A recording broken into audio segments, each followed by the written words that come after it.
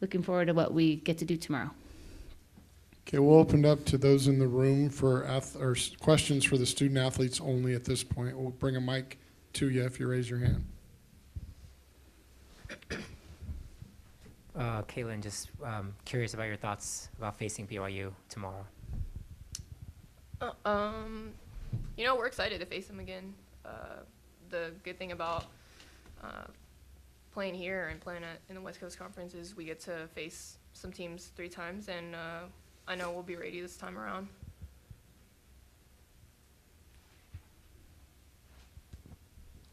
For both of you, just your guys' team experience, just to be able to, every time San Francisco made a run, cut it to 5 points, it just seems like you guys responded. What about just all the experience of being to championships in the past and playing a ton of experience in this tournament helped you guys to just respond every time San Francisco tried to get back into this game? It's just basketball, honestly. Growing up, everyone's going to make runs, and it's all a part of the game. San Fran, everyone's here for a reason, D1 basketball player. So just staying together. We emphasize team a lot at Gonzaga, so sticking together, make sure we have each other's back, and play with the scout. Trust our coaches, trust each other. Yeah, just staying consistent with what we do, the little things, rebounding, getting deflections, talking, stuff like that.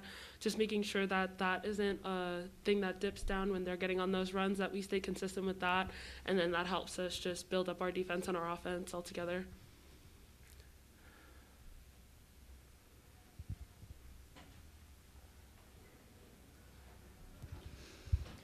Yvonne, really nice game rebounding-wise today. Just what was working for you down in the paint when you were able to, I think you had at least 5 offensive rebounds, a couple putbacks. What was working for you? Yeah, it's funny. I told myself before this game, I was like, I want at least 12 rebounds this game. So I was like, every single rebound, like, I want it to be mine, just because I know that's something that I can control. I can control going and pursuing the ball. So just like going, checking out, like making a move and getting those rebounds is something I wanted to bring to this game. And I did that very well, I'd say. And then getting those rebounds and just going through contact. We do that every single day in practice. So it's second nature to me by now to just get the rebound and go up through hands.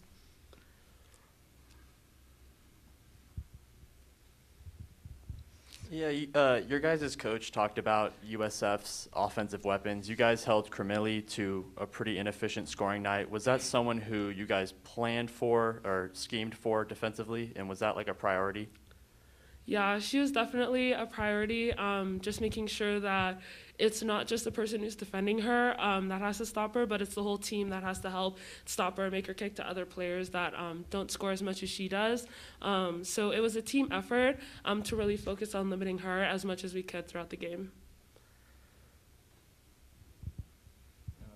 Kaylynne, a pretty big moment for you. You got the pass from your sister to the top of the key, and I saw you guys smile coming back down the court. So how big was that moment for you? Very big. I do miss playing with her, and just becoming a junior now with Lee, we're getting more court time together, and I just miss those days that we get to just hoop with each other, and it felt like old times for sure. Okay, any other questions in the room for the student athletes? One in the back.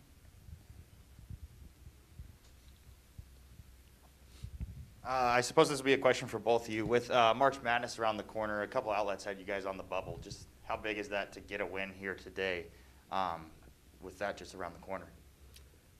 Yeah, we know it's really important to us because that's just like one of our goals, getting into the tournament and going far. That's what we want to do. We want to win. So today, kind of like starting off that, I guess, journey and starting this postseason off for us, it just feels really good for us, just giving us a little momentum into how we're going to progress through the rest of the postseason. Yeah, I'm excited. We had NCAAs last year. Last year we were kind of robbed our freshman year. So, I'm excited. NCAAs is what everyone looks forward to, big tournament, and I honestly do think we have what it takes to just go far in the tournament. Okay, anybody else from inside the room? Okay, we'll go over to Jeff Frato. He's on Zoom. You'll hear Jeff here. Go ahead, Jeff. Yeah, for Yvonne.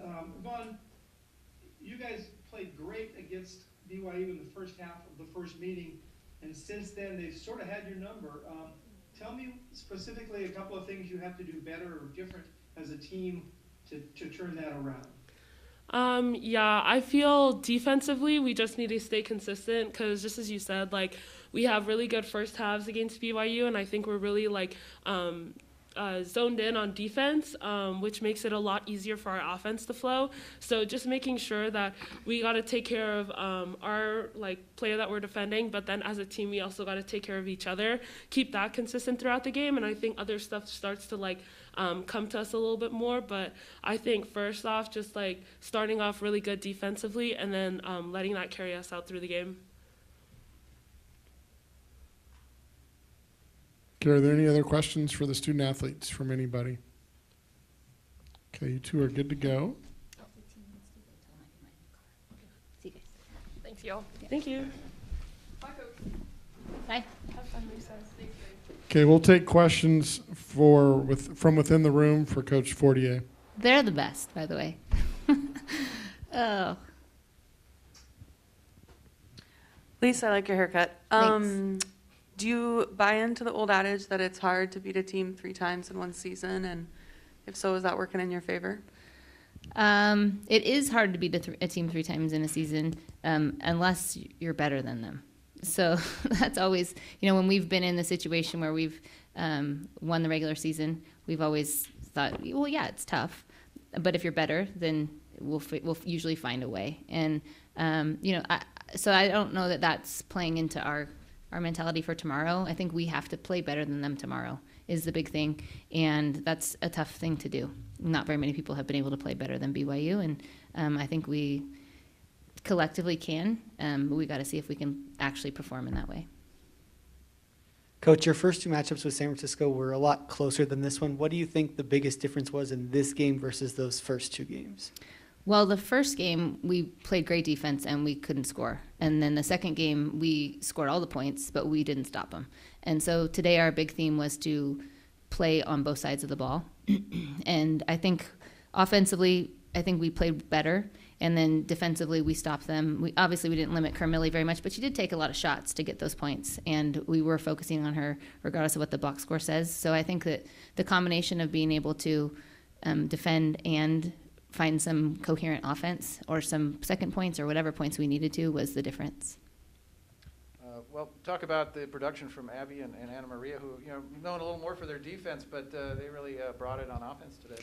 Yeah, well, last time Abby had a lot of open looks, and this time Anna had a bunch of open looks. So I think at BYU, they pick different people to help off of, or, they were worried about different things at different times. And I think the first time we played them, they were really worried about our interior, and specifically Mel and Vani. And then today it looked like they were trying to key in on some other players who had some success. And I just love that those guys are, everybody would say more role players, but that our role players have to be ready just as much as our more go-to types of players. I mean, we have 4 or 5 of them who are averaging around 10 or 11, 12 points, and then Abby and Anna come next.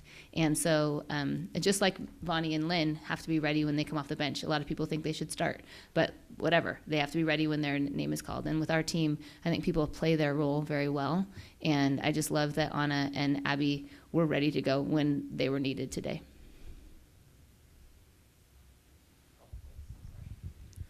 Coach, apparently tomorrow is going to be the 5th time that BYU and Gonzaga play for the WCC tournament title, 2-2 each program. What has that kind of rivalry meant over these last 10 years, and why is it so good? Why do you guys just keep showing up in these title games? Well, you can't have a rivalry if one team wins all the time, right? So that's the first thing that's, if you define rivalry, it's when you go back and forth, when each team takes a turn, whatever it is. And I think that since they've come into the conference, it's been a great lift to our conference. They're a really good team. They're very competitive every year, even in the years where they might be under-talented, which is certainly not this year. They have a lot of talent. But even in the years where they're a little bit down to their standards, they still always compete. And they do a great job. It's kind of like our players who are role players, like their players in their program, whether they're a role player or not, they know their role and they fulfill it at a high level. And I think that teams that are cohesive and to understand their role are usually the best ones, not necessarily the ones with most talent. And so this year we have a different challenge because they they are the team with all the talent, but it just doesn't kind of matter in those rivalry situations. There's been years when we've been better than them and they've beaten us, you know what I mean, and vice versa. And so that's what makes it fun. Those are the kind of games that as an athlete and as a coach you want to play in. And then at the end of the day, you just hope that you look up the scoreboard and you have more points than they do. But, I'm appreciative of the rivalry because I think it brings out the best in both teams. You're usually going to get the best effort and hopefully the best execution. Otherwise, it's going to go to them that day. Coach, you talked a little bit about the team's ability to overcome adversity in this game. Can you elaborate on maybe their ability and how they handled some adversity when it comes mentally and emotionally with the injury to Bree after practice and kind of how they've handled that? Yeah, it's a bummer. She's been playing very well. I think she's been playing more confidently as a freshman who has played around 8 minutes a game. She hasn't been able to gain the confidence early on if she played in 30 for the first 5 games or something like that. So it's taken some time for her to get that confidence, and I'm unfortunate to see it at any time in the season, but certainly as we're about to head into this time of year. And our team is full of deep feelers. I've mentioned this. Anyone who's been to Gonzaga or who was there on last Saturday at senior night, you heard me talk about how much they care about things. They care a lot about their teammates. They care about issues. And so this one has been very tough for our team. I think Bree's probably handling it better than everyone else around her. We've moved on from it a little bit because we had games to play.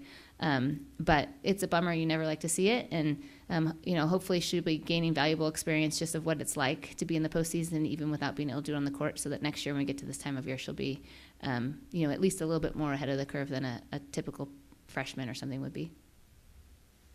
Lisa, I asked Kaylynne and Yvonne this, but I kind of want to get your take on it as well. I guess first off, how much pressure was there heading into today with you guys being on the bubble for March Madness? And then I guess following that up, just what a relief is it to get the win here today? I don't know. I don't really feel pressure. I feel like I show up to the games and there's going to be people who are mad at me. I'll probably get some emails about getting a technical, which I probably shouldn't have done. I didn't agree with the call, but, there's people who will be mad at me when we win by 100 and I didn't play these guys enough. And there's going to be people mad at me when we lose. So I think somewhere along my coaching tenure, I've just moved it out of my mind and try to do what I teach to the team and just focus on right now. Because as soon as you get excited, or overvalue the NCAA tournament or this particular game or whatever, you get tight, you struggle, and I just haven't had success in that way. As a coach, I'm not my best when I'm focusing on those things. So I haven't felt the pressure. I do know how to read, and people do send me a lot of messages, and so I know what the situation is. We are just trying to control our own destiny at this time. We always are when we get here. We schedule for an at-large bid, and then we try to come here and win the tournament, because that's, I think, how it's best to do. So I do have confidence in the way we scheduled set up our schedule this year.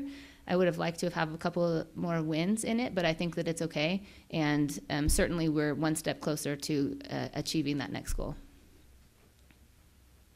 Okay, anybody else from in the room? Okay, we'll go to over to Zoom and Jeff Frato. Go ahead, Jeff. Hello, Lisa. Congratulations. Thanks, Jeff. You were complimentary to BYU, but can you tell us specifically what sorts of things you think you need to do better after you played so well the first half of the first game, and then since then quite a bit tougher for you guys? Yeah, well, we need to guard them better. To be honest with you, they're a really good defensive team, and we're going to find a way to make baskets, but we have to stop them. One game it was Paisley, and the next game I believe it was Shaley and some others. So we just have let players get loose on us, and it's tough because there's not a lot of people that you can help off of with their team, or you can kind of place as a second tier type of player, because they are all really good offensive weapons, and so that just tests our defense, and we have to fulfill our commitments defensively at a higher level than we did certainly in the second half at home, and then maybe the last 3 quarters probably down in Provo. So I think defensively we got to get better, and we have to stay focused, because when you lose focus, they make you pay. Thank you. Yep. Question in the room, Lisa, we talked a lot after the first semi about how good BYU is, what a good season they've had. For a long time, the WCC on both the men's and women's side has been thought of as Gonzaga and everyone else. BYU having a great year, not being talked about much nationally. Do you think that's because that your conference and maybe even the West region in general is still not as well respected as it should be? There's just a lot of haters out there. I don't know. They find something that they want to hate. We've been in the same position as they are. We've been really good. The year that the NCAA tournament got canceled, we lost to Portland here, but we were gonna be a top 4 seed. And there's not a lot. If you watch the rankings and the polls and stuff, if BYU loses a game, they drop dramatically, and some of these other guys, they lose a game and they stay the same or drop 1. And so I do think there's a little bit of that lingering bias, but anybody who knows, I'm a voter, and I know their team, and so I know how good they are. If you've paid attention and you know basketball, then it's not an issue for you. It's just the people who are kind of going through the motions a little bit, because they are good, and it doesn't matter what conference they play in, or look at who they've played. They've played a tough schedule, and they deserve the recognition that they deserve. And I do believe that it could be a little bit more, and I feel them. So. Okay, maybe I have time for a final question. Okay. Thanks, Coach. Thank you, guys. See you tomorrow. Recording stopped. Lisa, now.